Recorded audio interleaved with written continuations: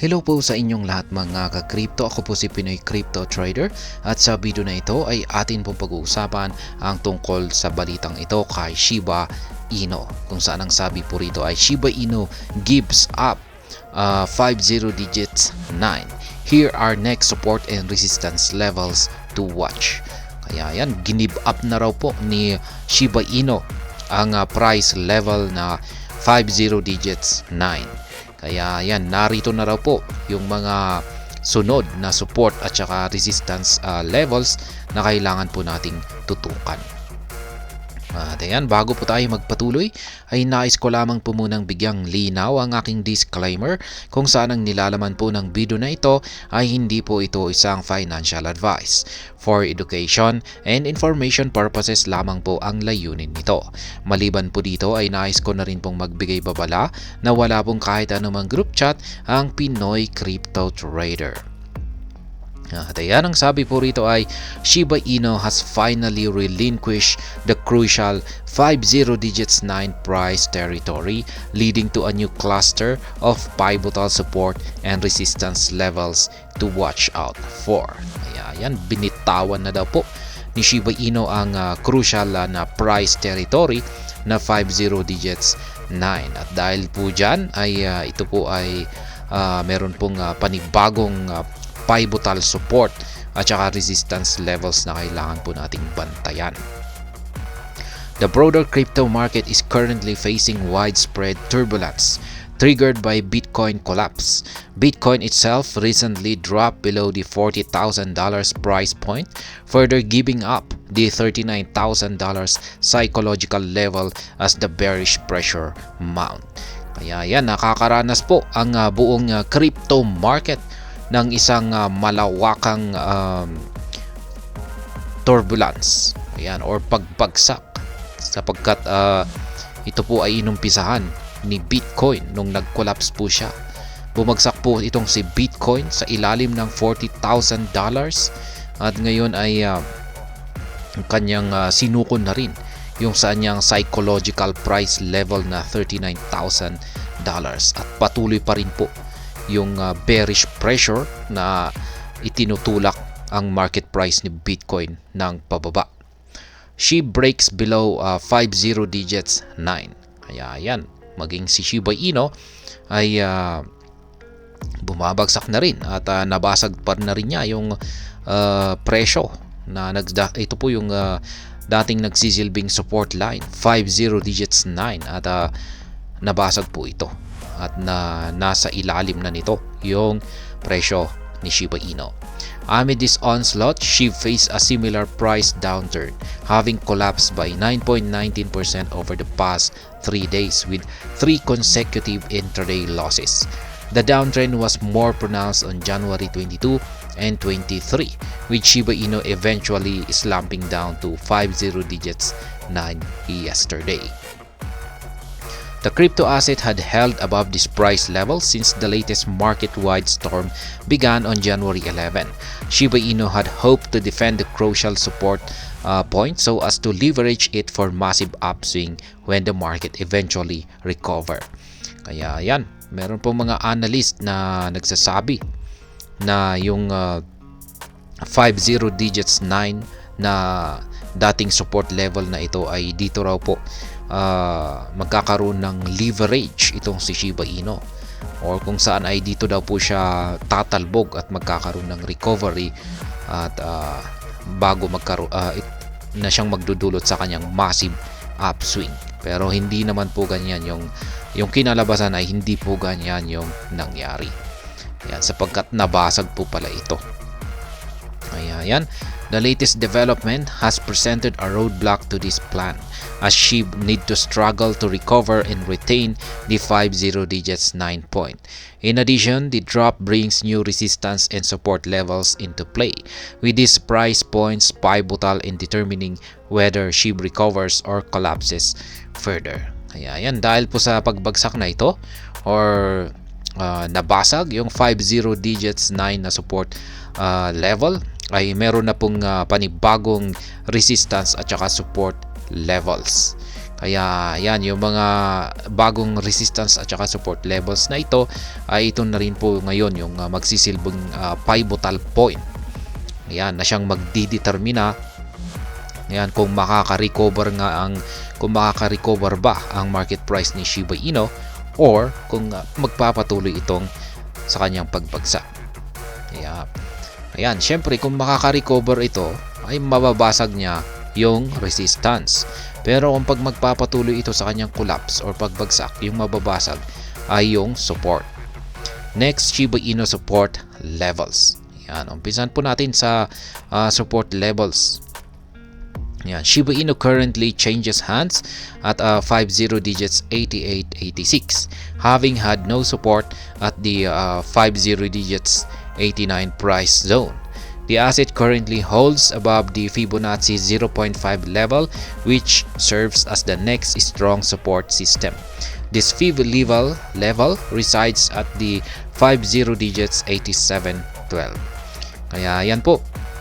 Sa kasalukuyan, ang presyo po ni Shiba Inu nang nailabas po ang balita na ito ay naglalaro po siya sa presyong 50 digits 886. Ngayon, kung babagsak po siya, ay yung kasalukuyang support line ngayon na kanyang kakaharapin ay yung nakatapat po rito sa Fibonacci indicator or level na nasa 0.5.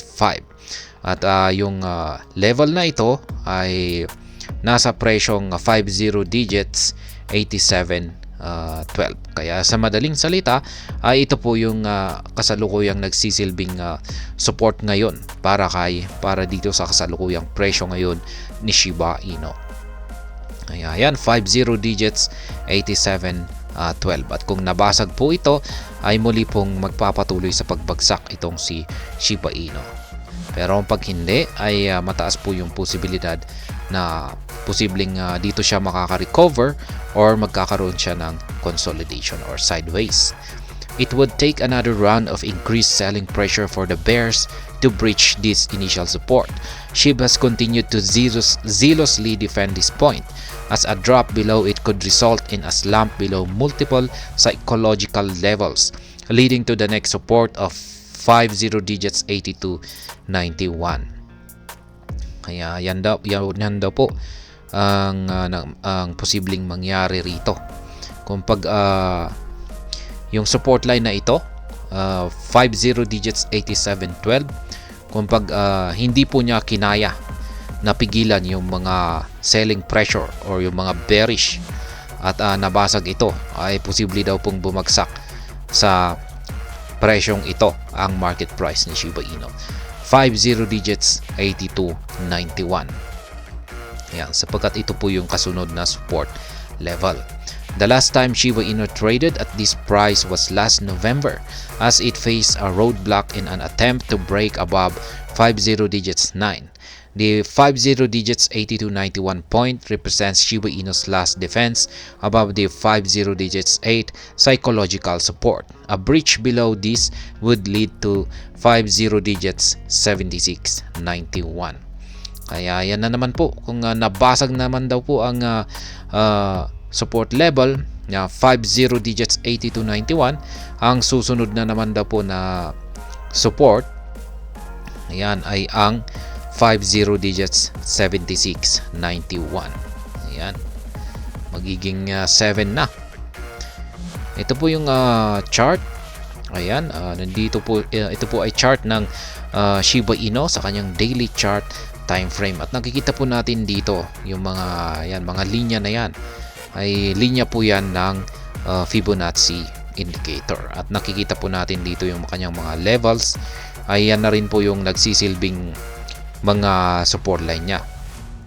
Yan, mula po rito sa 0.5, ayan, pero basag na po ito.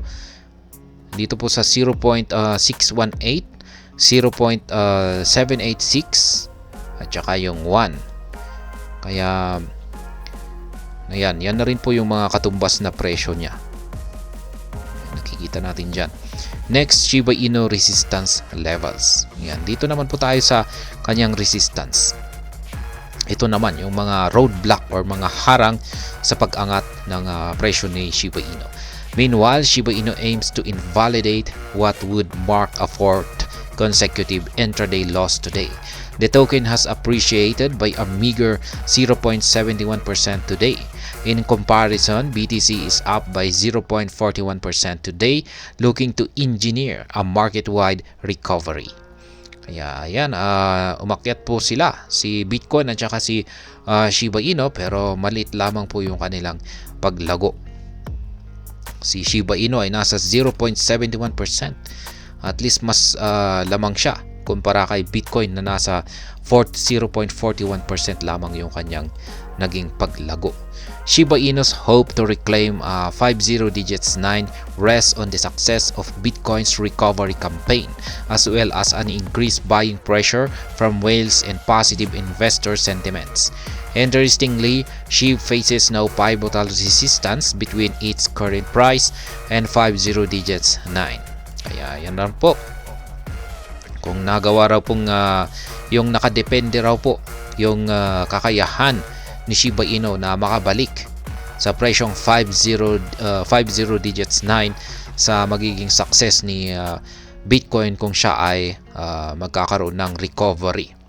Ayan. At syempre, dapat kailangan din na magkaroon ng pagtaas sa buying pressure, lalong-lalo na sa mga whales. At syempre, kung magkakaroon ng positive investor sentiments. Ayan.